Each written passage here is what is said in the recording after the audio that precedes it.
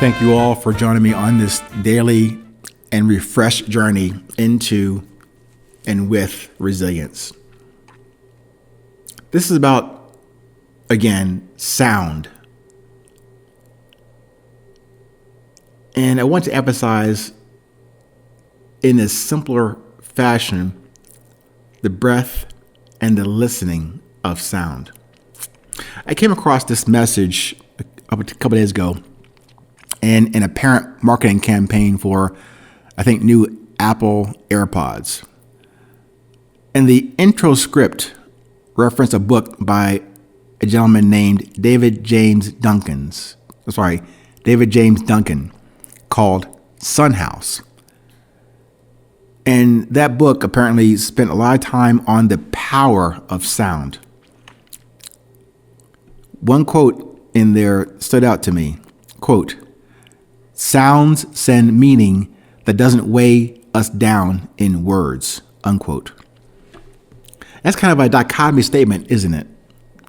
I do agree, however, with that sentiment.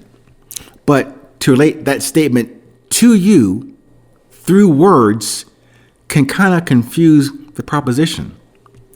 Sound with an inherent and eternal message at the same time that we have to then describe in words. Unless we can get to a perspective and awareness that we were all born with, but through words of questionable good intent and value. When we did that, deferred to the words and not the inherent natural sound, we were kind of guided away from our humanness and away from our spirituality, and moving further and further away from the essence, the very essence that brought us all here. And we're all here, believe it or not, for a limited amount of time and space, and a limited awareness of the sound that will continue without us. Now, I didn't mean to bring you down into the doldrums of this moment. It's still a fresh and positive outlook on this moment right now. But I did want to simplify this proposition about sound and breath and listening. Allow me to refer again to Mr. Duncan's book and that statement. Sounds send meaning that doesn't weigh us down in words. I fully agree with that. But to activate that, we would have to commit to listen more than we talk and blabber on about politics and sport and family drama and money and entertainment. As I have said before, my passion for resilience and its connective tissue that exists between us, between you and I, is a very possible and available common ground and air between us, if you will. It addresses and does emphasize the value of listening. The value of listening to lead, to guide, to command, to follow, to believe, to message your purpose. The listening part is the part that we most usually tend to ignore nowadays. Mostly, and most of us, we are more focused on what we have to say, to get it off of our chest, as they say, to vent whatever drama has plagued us recently. But we do that from the perspective of the past of this moment.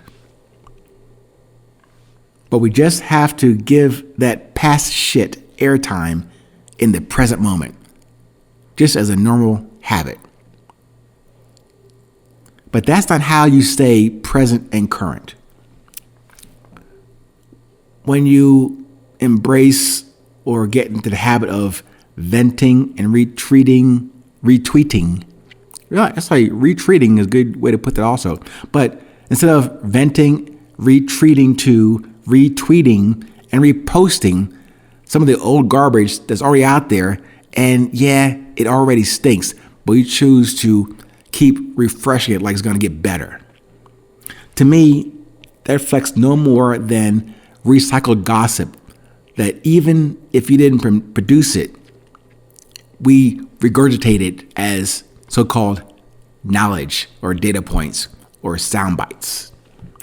And if you did produce the first fresh load of garbage and just feel compelled to distribute it like fertilizer, even though it's really just old shit, that's even more complicit in not providing anything much in terms of original, curious, sincere, genuine.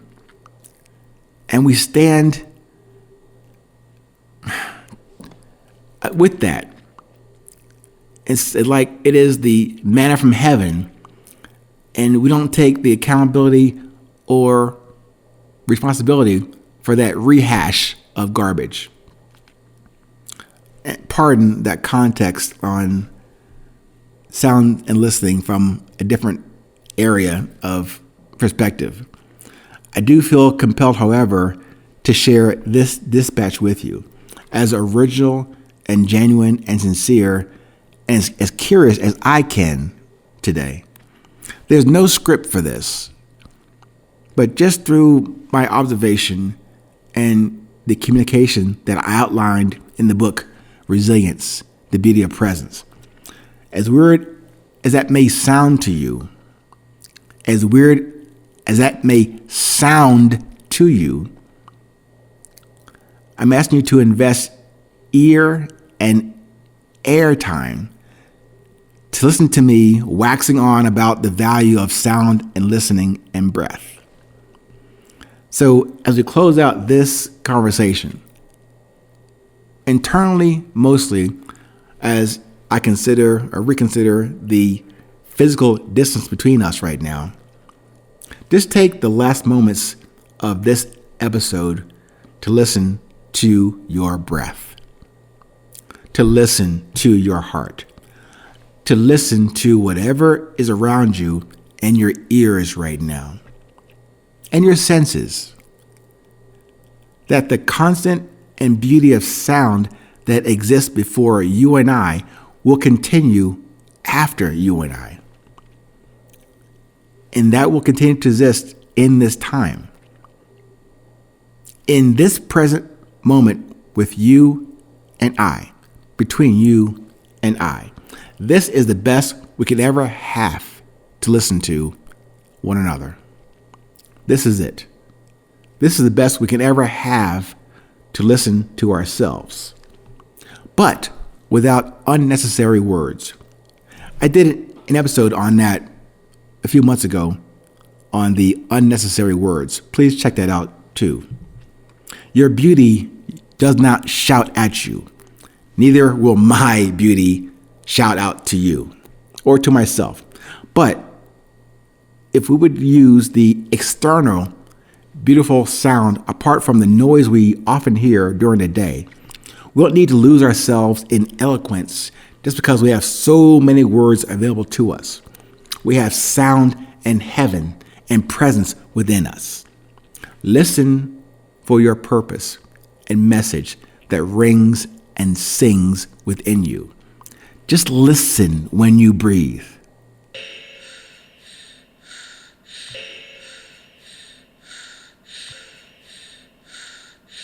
Isn't that beautiful? Stay present. Stay current.